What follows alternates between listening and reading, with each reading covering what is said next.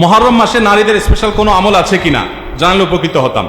মুহররম মাসে পুরুষদের জন্য যে আমলগুলো আছে আমাদের মা বোনদের জন্য একই আমল আছে, মা বোনদের জন্য আলাদা কোনো আমল নাই।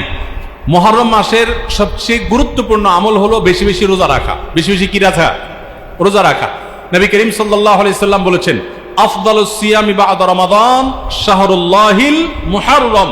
আল্লাহর কাছে রমজানের পরে নফল রোজার জন্য সবচেয়ে আদর্শ এবং শ্রেষ্ঠ মাস হলো মুহররম মাস। এজন্য ভাই মুহররম মাসে বেশি বেশি নফল রোজা রাখার চেষ্টা করতে হবে। বেশি বেশি তো দূরের কথা, অনেকে একটাও রাখতে পারেন না, অন্তত 2-4টা হলেও রাখার চেষ্টা করবো ইনশাআল্লাহ। মুহররম মাস কিন্তু শুরু হয়ে গেছে, মুহররম মাস আরম্ভ হয়ে গেছে। আমরা এখন মুহররম মাসের মধ্যে আছি। সম্মানিত মাসের মধ্যে সম্মানিত 4টা মাস আছে, এর ভিতরে সবচেয়ে শ্রেষ্ঠ হলো এই মুহররম মাস, বছরের প্রথম মাস, হিজরি বর্ষের।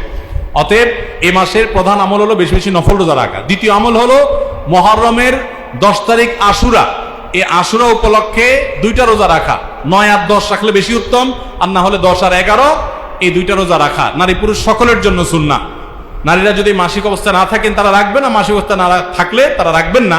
তাদের নিয়ত থাকলে আল্লাহ তাআলা তাদেরকে এমনিতেই সওয়াব দিবেন ইনশাআল্লাহ। তাহলে মুহররম মাসে আমল হলো বেশি রোজা রাখা, বিশেষ করে আশুরা রোজা রাখা।